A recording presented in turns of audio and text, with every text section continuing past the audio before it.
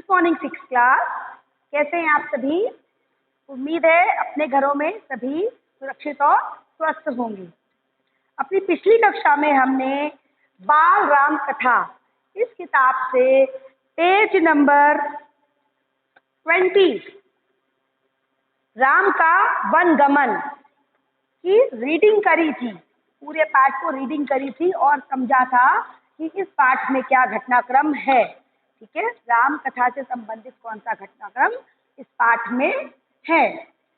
आज हम इसी पाठ से संबंधित प्रश्न ढूंढेंगे और उन प्रश्नों के उत्तर भी समझेंगे। ठीक है, आगे बढ़ते हैं। राम का वनगमन। सबसे पहला प्रश्न है, कैकेयी ने राम, सीता और लक्ष्मण को वनगमन के समय क्या दिया? प्रश्न फिर से दोहराऊंगी। कैकेयी ने राम, सीता और लक्ष्मण को वनगमन के समय क्या दिया? वनगमन मतलब वन में जाते समय, जब वो वन जा रहे थे उस समय उन्हें कैकेयी ने क्या दिया? प्रश्न का उत्तर लिखेंगे। रानी कैकेयी ने राम, सीता और लक्ष्मण को वनगमन के समय वल्कल वस्त्र अर्थात वन में पहने जाने वाले तपस्वियों के वस्त्र प्रदान किए। फिर से बोलूंगी इसका उत्तर। रानी कैकेयी ने राम, सीता और लक्ष्मण को वनगमन के समय वल्कल वस्त्र अर्थात वन में पहने जाने वाले तपस्वियों के वस्त्र प्रदान किए। आगे बढ़ते हैं। अगला प्रश्न है, मुनि वशिष्ठ क्या देखकर क्रोधित हो गए? उसका उत्तर आप लिखेंगे। वनगमन के समय राम, लक्ष्मण व सीता ने तपस्वियों के वस्त्र पहने। सीता को तपस्विनी के वस्त्र पहने देखना अत्यधिक दुखदायी था। महर्षि वशिष्ठ जो अब तक शांत थे, यह दृश्य देखकर वे भी क्रोधित हो गए। ठीक है, तो प्रश्न क्या था? मुनि वशिष्ठ क्या देखकर क्रोधित हो गए? उत्तर क्या लिखेंगे? वनगमन के समय सीता, राम व लक्ष्मण ने तपस्वियों द्वारा पहने जाने वाले वस्त्र धारण किए थे। सीता को तपस्विनी के रूप में देखा जाना अत्यंत दुखदायी था, जिसे देखकर महर्षि वशिष्ठ जो अब तक शांत थे, वे भी क्रोधित हो उठे। ठीक है, आगे बढ़ते हैं। राम ने सुमंत को रथ तेज चलाने को क्यों कहा? राम ने सुमंत को रथ तेज चलाने को क्यों कहा? क्या कारण था?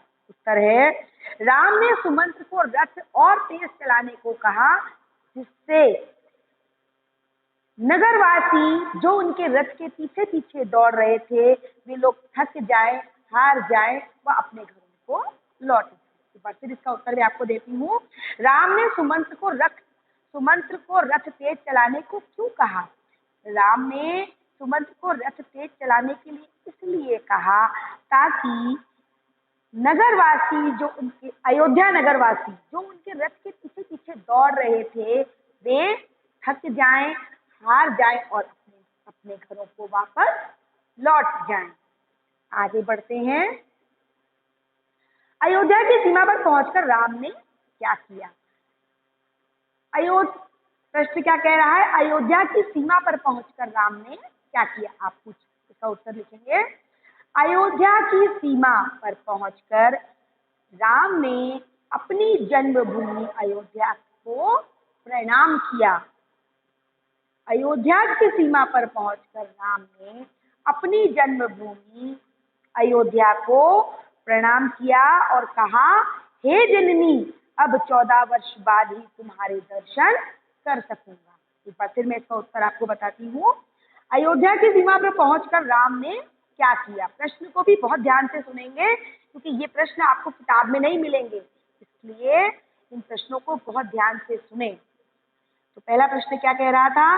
अयोध्या की सीमा पर पहुंचकर राम ने क्या किया? उत्तर क्या है?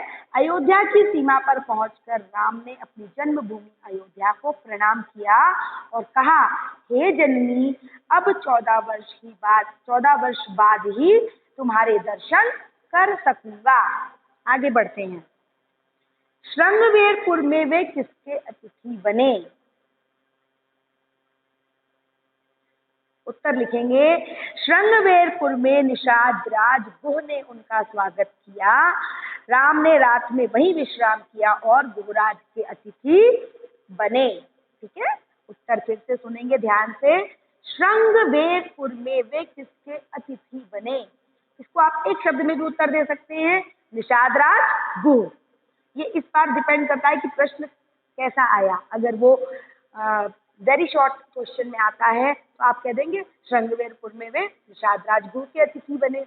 लघु उत्तरी में आता है तो आप लिखेंगे कि श्रृंगवेरपुर गांव में निषाद राज गुह ने उनका स्वागत किया और राम ने रात्रि वहीं विश्राम किया और निषाद राज गुह के अतिथि बने। तो ये इस बात पर भी डिपेंड करता है कि प्रश्न का उत्तर आप किस श्रृंखला में दे रहे हैं, शॉर्ट आंसर में दे रहे हैं या वेरी शॉर्ट में दे रहे हैं। तो इस बात का आपको बहुत ध्यान रखना है। आप इस बात को कितने शब्दों में कह सकते हैं, ये इस बात से बहुत ज़्यादा पहले आपको प्रश्न हल करते समय इस बात का ध्यान रखना है कि, क्योंकि देखिए जब शॉर्ट क्वेश्चन आता है तो आप एक बिल्कुल वेरी शॉर्ट आता है, एक शब्द या एक पंक्ति में उत्तर दे देते हैं। लघु उत्तरी में आता है तो उसको 3 से 4 पंक्तियां आपको लिखनी होती है, तो आप उस घटना का थोड़ा सा विवरण लिख सकते हैं।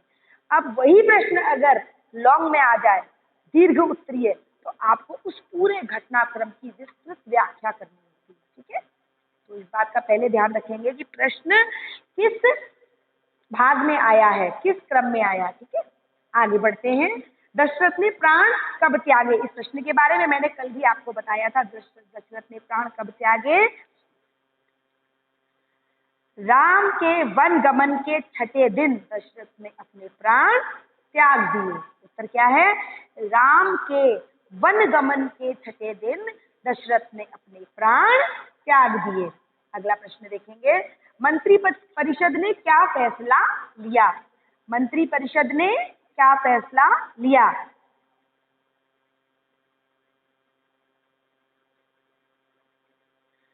उत्तर लिखेंगे, मंत्री परिषद में सभी ने एक मत से यह फैसला लिया कि राजगद्दी खाली नहीं होनी चाहिए। इसीलिए यह तय हुआ कि तत्काल राजकुमार भरत को ननिहाल से वापस अयोध्या बुला लिया जाए। फिर से एक बार इसका उत्तर बोलूंगी, मंत्री परिषद में सभी ने सहमति से यह फैसला लिया कि राजगद्दी खाली नहीं रहनी चाहिए। इसलिए तय हुआ कि राजकुमार भरत को तत्काल अयोध्या वापस बुला लिया जाए। अगला प्रश्न है, महामंत्री सुमंत क्यों असहज थे? महामंत्री सुमंत क्यों असहज थे? इसका उत्तर आप लिखेंगे,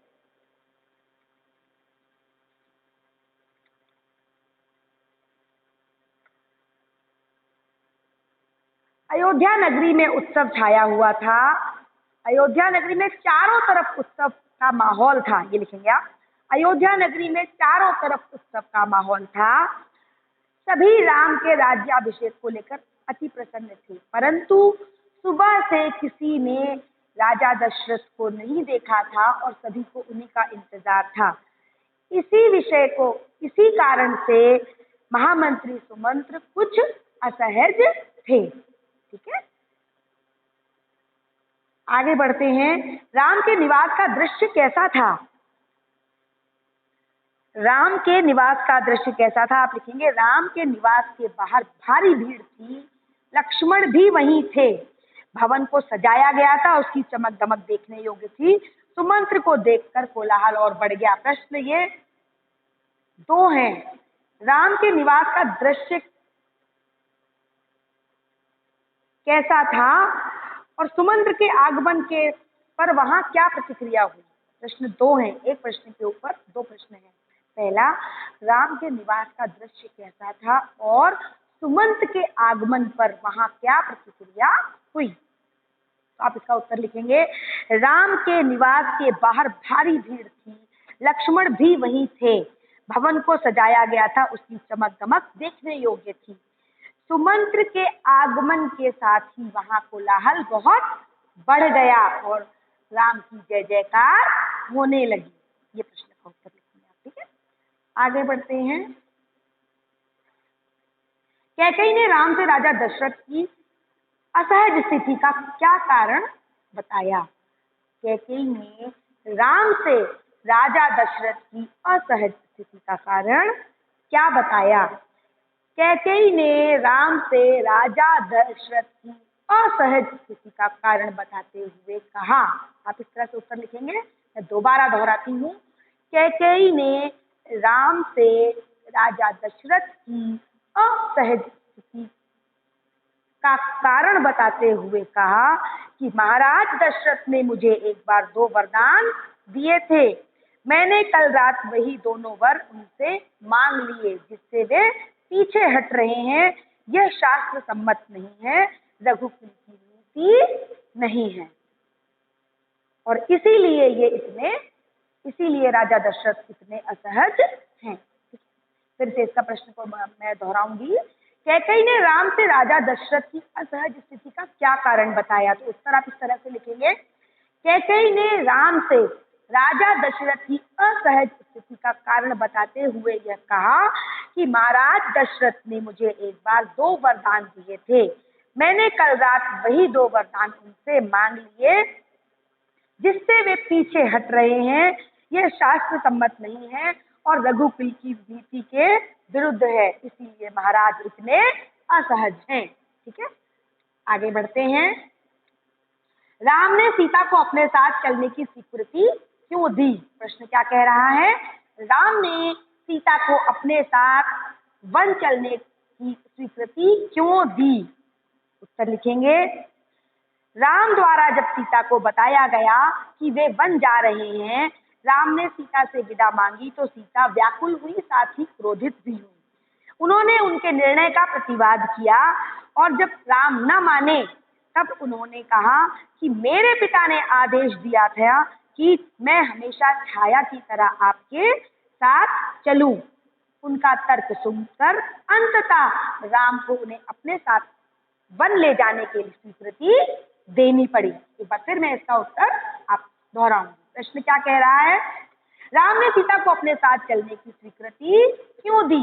उत्तर में आप लिखेंगे।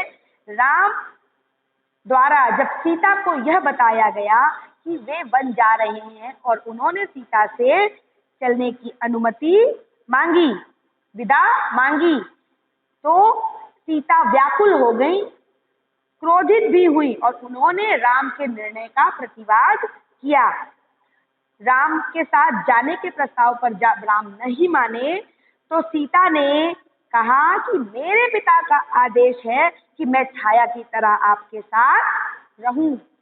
उनका यह तर्क सुनकर राम को सीता को अपने साथ चलने की अनुमति देनी पड़ी। ध्यान रखेंगे, प्रश्नों के उत्तर में आप अपनी सामान्य भाषा का प्रयोग भी कर सकते हैं, अनुचित भाषा का नहीं। ठीक है, हो सकता है आप इसी पंक्ति को सभ्यता से और अच्छी तरह से व्यक्त कर सकें, तो आप उसे प्रयोग कर सकते हैं। ठीक है, आगे बढ़ते हैं। दशरथ की असहज स्थिति से शंकित सुमंत की शंका का कैकेयी ने क्या निवारण किया। दशरथ की असहज स्थिति से शंकित मतलब कि जब सुमंत महाराज दशरथ को बुलाने के लिए उनके महल में गए तो उन्होंने देखा था कि दशरथ बड़ी ही असहज स्थिति में है और उन्हें यह देखकर के बड़ी शंका हुई। ठीक है, शक हुआ कि आखिर ऐसा क्या हुआ। तो उस स्थिति को कैकेयी ने क्या कह के निवारण किया उनकी शंका का, सुमंत की शंका का क्या कह के निवारण किया। प्रश्न क्या कह रहा है, एक बार फिर से सुनेंगे। दशरथ की असहज स्थिति से शंकित सुमंत की शंका का कैकेयी ने क्या निवारण किया। उत्तर लिखेंगे।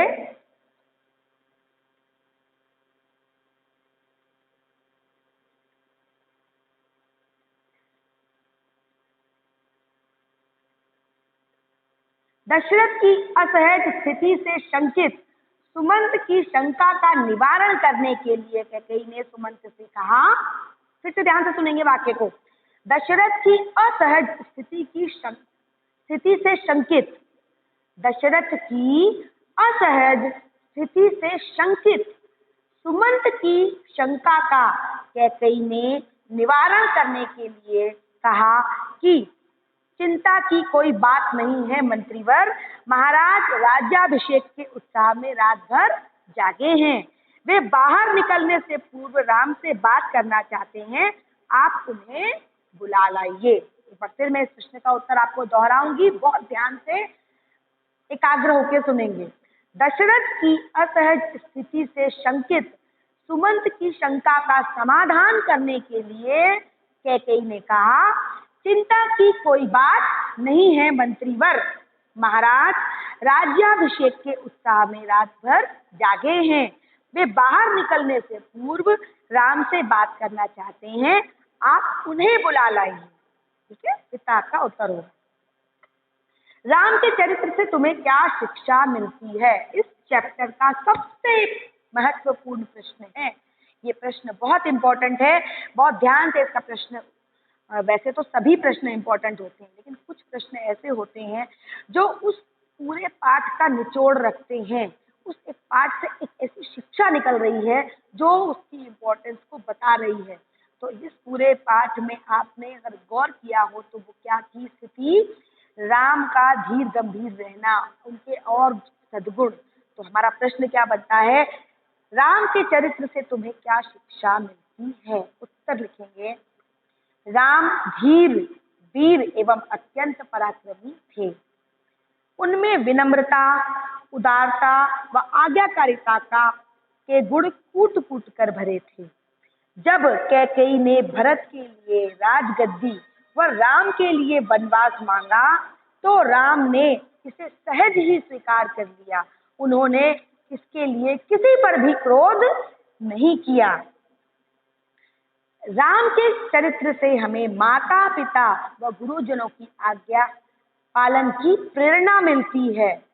इसी के साथ साथ विनम्र रहने की शिक्षा भी राम के चरित्र से हमें प्राप्त होती है। ठीक है, एक बार फिर मैं इस प्रश्न को दोहराऊंगी, बहुत ध्यान से सुने। राम के चरित्र से तुम्हें क्या शिक्षा मिलती है? राम धीर, वीर व अत्यंत पराक्रमी थे। उनमें विनम्रता, उदारता व आज्ञाकारिता का गुण कूट कूट कर भरा हुआ था। जब माता कैकेयी ने भरत के लिए राजगद्दी व राम के लिए वनवास मांगा तो राम ने इसे सहज ही स्वीकार कर लिया। उन्होंने किसी पर भी क्रोध प्रकट नहीं किया। माता पिता व गुरुजनों की आज्ञा पालन की प्रेरणा हमें राम के चरित्र से मिलती है। इसके साथ ही विनम्र रहने की शिक्षा भी राम का चरित्र हमें प्रदान करता है। ठीक है, ये आपका उत्तर हो गया। अगला प्रश्न आते हैं, राम सीता को अपने साथ क्यों नहीं ले जाना चाहते थे? इस प्रश्न का उत्तर तो मैं समझती हूँ हर बच्चा बहुत ही आसानी से लिख देगा, क्योंकि सभी को पता है राम क्यों नहीं ले जाना चाहते थे सीता को। कारण आप सभी जानते हैं।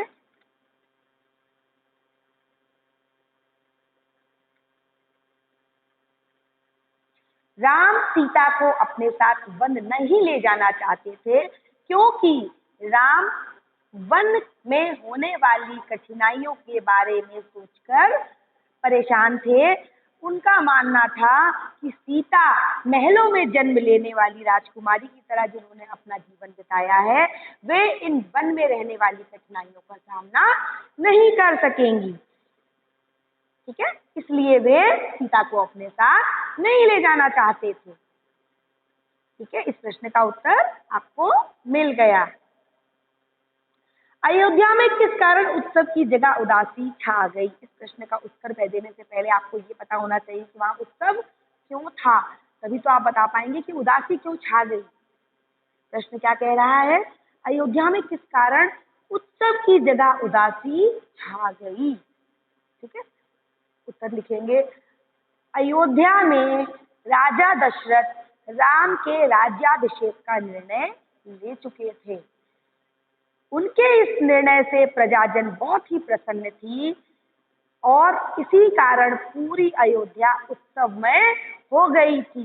परंतु रानी कैकेयी द्वारा दशरथ से अपने 2 वरदानों में भरत का राज्याभिषेक और राम के लिए वनवास मांग लिए जाने के बाद राम वन गमन के लिए तैयार हो गए, जिससे अयोध्या में उत्सव के स्थान पर घोर उदासी और निराशा छा गई। ठीक है, इतने प्रश्न जो मैंने आज आपको लिखाए, इनके उत्तर आप अपनी कॉपी पर नोट करें। अभी इस अभ्यास से और प्रश्न हैं, लघु उत्तरी भी और हैं, और दीर्घ उत्तरी प्रश्न भी पूरे बचे हुए हैं, जिन्हें हम कल हल करेंगे। आज कराए गए प्रश्नों में किसी प्रश्न का उत्तर यदि आपको समझ में नहीं आया है तो आप मुझसे बेझिझक पूछ सकते हैं। प्रयास करें, सुनकर लिखने का अभ्यास करें। बहुत जरूरी है यह आपके लिए।